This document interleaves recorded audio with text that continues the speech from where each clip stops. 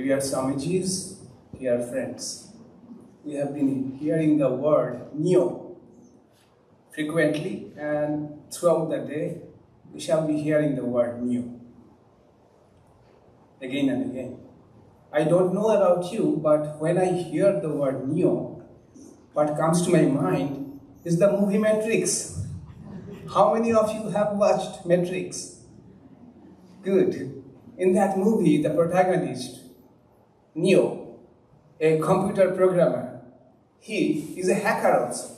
At night, he is a hacker, and he hacks into different networks. And in one of the networks, a team led by Morpheus contacts him and tells that the world that we are all living in is a dream world. It's a world of Matrix. Morpheus says that Matrix is like a dream which hides the reality. Neo asks, where is this Matrix? Morpheus says, Matrix is everywhere. It is in this room. When you look out of the window, there is Matrix. When you go to the grocery store, you pay your taxes, you feel the Matrix. The Matrix is the world that covers you from the reality. Morpheus goes on to say, what if you were to wake up from a dream, and the dream was so real that you cannot distinguish between dream and reality? And that is what Matrix is. And Neo asks, then what is the way out? Morpheus offers him what? Two pills, a blue pill and a red pill.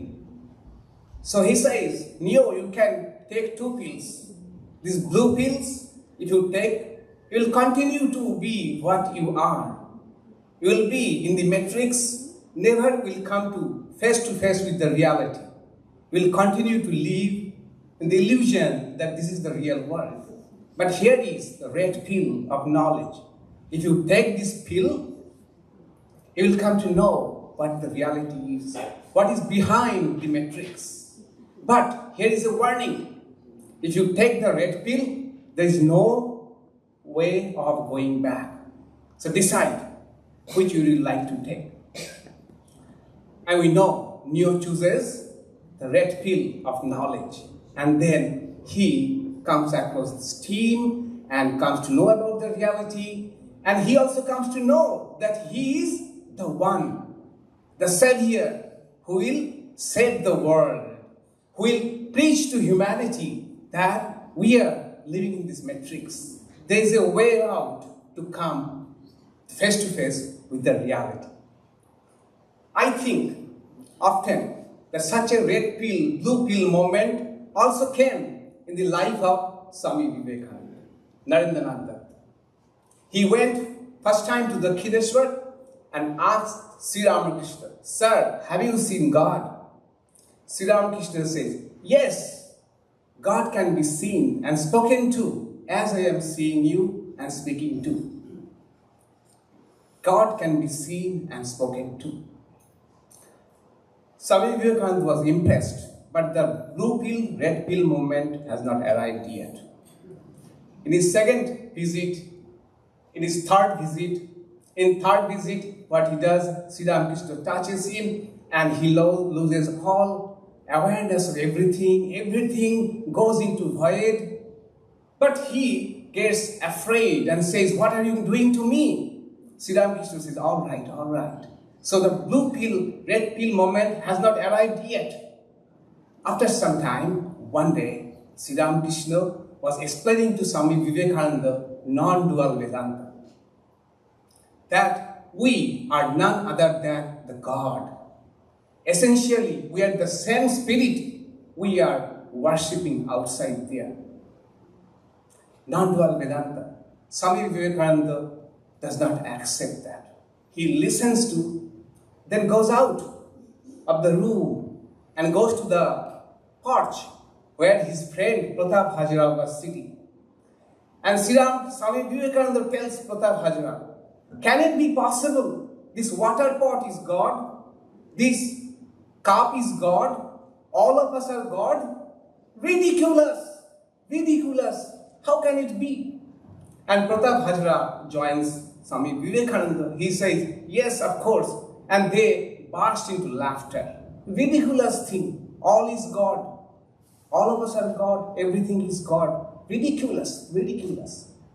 Sri Ramakrishna comes out of his room in an ecstatic mood and asks Swami Vivekananda, what are you talking about? Then 4thJ says that, how can it be? Ridiculous. Everything is God. Non-dual Vedanta cannot be true. Sri Ramakrishna touches Swami Vivekananda in an ecstatic mood.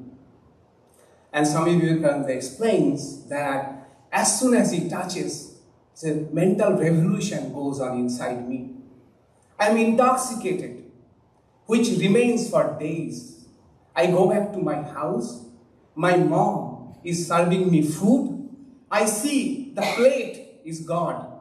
The food is God.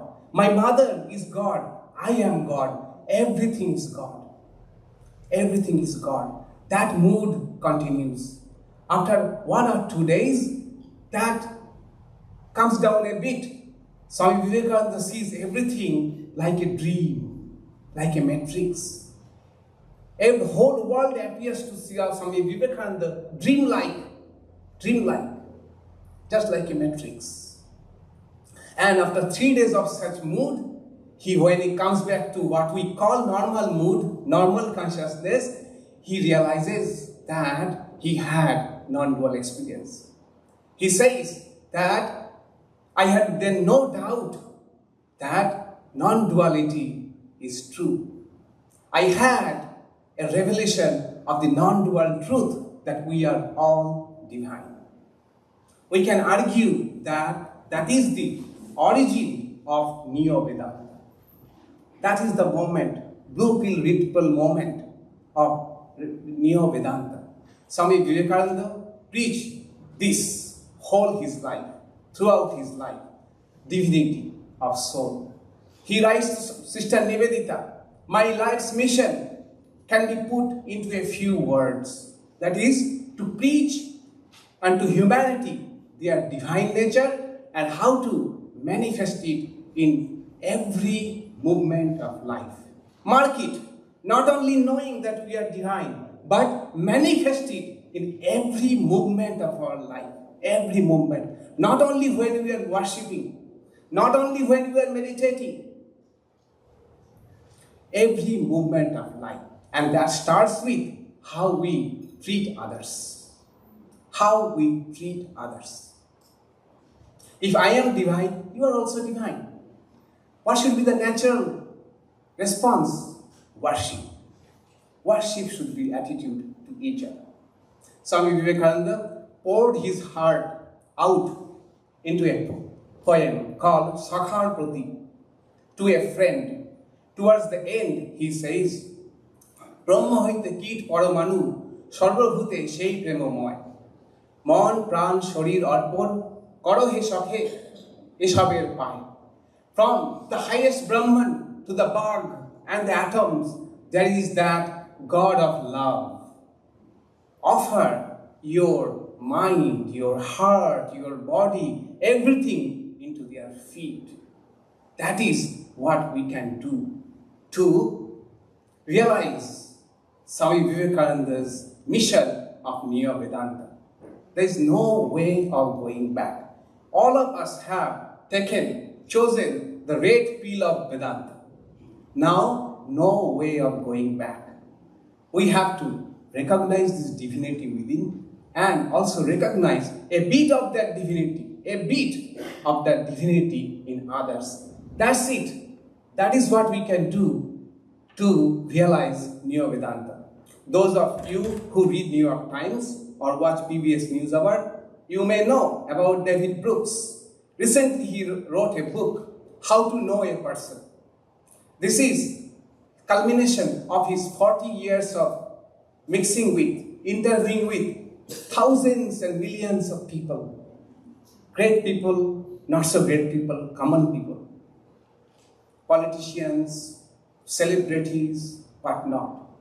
There he says that after all my interviews and knowing these people, I have come to conclusion there are two types of people in the world. There are those ones with whom, when we mix, when we interact, we feel diminished. We feel diminished, we feel inadequate. We feel we are inferior to them. They make it a point, they highlight how superior they are with us, from us, in terms of their scholarship or whatever qualities, they are diminishing. And we want to avoid that type of people. We go to those people unless it is absolutely necessary. Only when it is absolutely necessary, then only we go to those people. But there are other people who are illuminator. Every time we go near them, we feel that we are great. There is something great in us, a potential in us. They see the greatness in us. He quotes the example of a pastor in Texas. He lights up everybody. He lifts everybody up. And David Brooks asked him, what is that you see? What do you see in people? What do you see so much interested in people? How do you lift people up? That pastor says, every time I see a stranger, a new person or a friend, I see the light of God. Light of God. Light of God in all of us, recognizing that as much as we can recognize it within ourselves, so much we can recognize it in others. All of us have the fortune that coming across those illuminators. Swami Ashokananda ji was there. Swami Shanta Sarupananda ji was here. Swami Prabodhananda ji was here. And if you look back, what is our experience? That we used to feel good around those people. Why? Because they recognized the divinity within themselves and they treated everybody as spark of the divine. Spark of the divine. That is why, not that they respected us because of getting respect back, but it was a natural response for them. Natural response, seeing the divinity in others. When we come across such person, we feel uplifted, buoyant. So we shall forget everything about this retreat after 7 days. It's natural. Let's not forget the red pill of Neo-Vedanta. And once we have taken the red pill, our goal, our practice, day-to-day practice is to recognize the spark within and also recognize the spark in others. That is the essence of Neo-Vedanta. That will liberate us. That will make our life blessed, and also that will make the society a blessed society. Thank you.